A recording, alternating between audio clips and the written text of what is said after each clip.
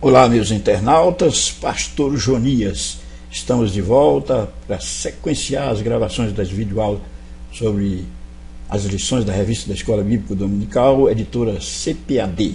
Esta feita, estamos dando início à gravação da lição número 1 da revista da Escola Bíblica Dominical, CPAD, do segundo trimestre do ano 2016. A temática: Maravilhosa Graça, o Evangelho de Jesus Cristo revelado na carta aos Romanos. A lição número 1 tem o tema: a revelação da justiça de Deus. Aqui ao fundo desta capa de revista nós temos a sombra de uma cruz e aqui mãos expostas, que nos remete à compreensão do Evangelho revelado de forma essencial na carta aos Romanos pelo apóstolo Paulo. Ainda no século I da nossa era, Deus levanta um instrumento para ser o divulgador do Evangelho de nosso Senhor Jesus Cristo. Saulo de Tarso, que se transforma em Paulo na estrada de Damasco, depois de agraciado por Deus em conhecer Jesus Cristo, ele se transforma num dos mais eminentes apóstolos de nosso Senhor Jesus Cristo, apesar dele se considerar abortivo, ou seja, aquele que veio fora do tempo. A carta aos Romanos é a mais extensa, a mais sistemática e a mais teológica do apóstolo Paulo. Ela é a carta magna do Evangelho. O apóstolo Paulo foi usado para dizer com letras grandes a essência do Evangelho aos Romanos. Nesta lição, nós vamos aprender a autoria, o local, a data, o destinatário desta carta. E vamos entender que os 16 capítulos apresentados através de 433 versículos falam com propriedade do Evangelho nosso Senhor Jesus Cristo, explicitado com meticulosidade aos romanos, depois compreendidos por todas as nações da terra. O autor é Paulo. Logo no capítulo 1 ele se revela, quando cita o seu nome como apóstolo nosso Senhor Jesus Cristo. Era uma praxe, as escritas antigas se inserir a paternidade literária de uma obra. E ele assim faz, logo na introdução desta carta. O local foi carta aos Romanos, foi escrita na casa de Gaio, que era um possível discípulo de Paulo, na cidade de Corinto, que era a capital província de Acaia, a província romana. Ali Paulo ficara por 3 meses no afã de se dirigir a Roma posteriormente, mas primeiro passando por Jerusalém para entregar as ofertas que havia recolhido. Durante 3 meses, seu possível discípulo Gaio lhe apresenta um amanuense, ou seja, uma pessoa através da qual estaria escrevendo esta carta, tendo em vista possivelmente sua deficiência visual. Nós temos no último capítulo Tércio dizendo: eu, Tércio, que esta carta escrevi, vos saúdo. Mas não significa que Tércio era o autor da carta. Ele escrevia aquilo que Paulo ditava. Então, aqueles que querem tirar a paternidade literária de Paulo para meter a Tércio estão enganados, pois ele foi apenas um amanuense. A data, provavelmente no ano 56 ou 57 depois de Cristo.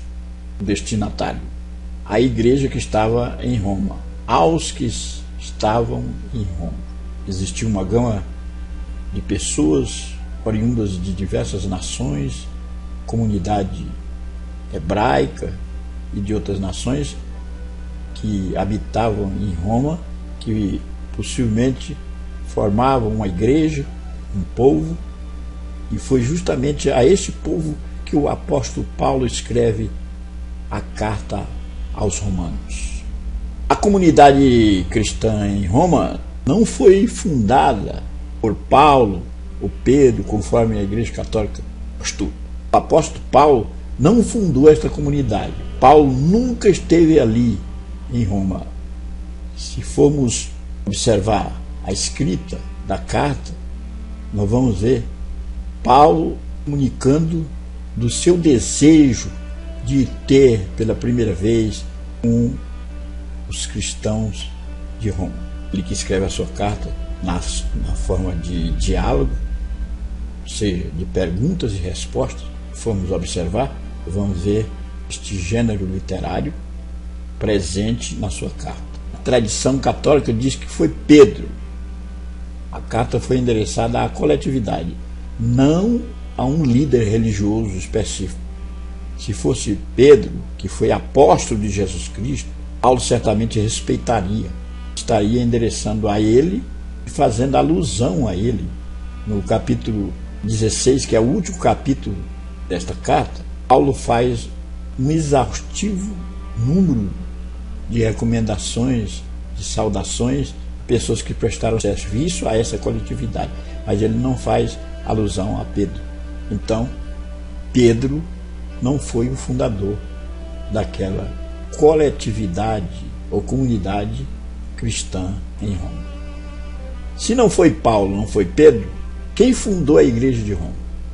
Quando olhamos no capítulo 2, versículo 10 de Atos, que foi o derramamento do Espírito, ali estavam presentes pessoas oriundas de diversas nações da terra, inclusive de Roma, que foram impactadas pelo poder do Espírito Santo. Por certos, saíram e voltaram para suas localidades, e no caso de Roma, ali foi fundada uma igreja.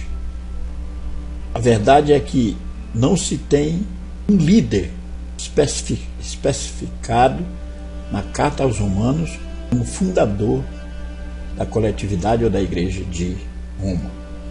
Não foi Pedro, não foi Paulo. Aliás, a igreja católica dá nome à Basílica São Pedro, lá em Roma, dizendo ser Pedro o apóstolo de Jesus Cristo, o fundador da igreja em Roma, o que não é verdade. Meus internautas, podemos absorver desta lição algo precioso para as nossas vidas.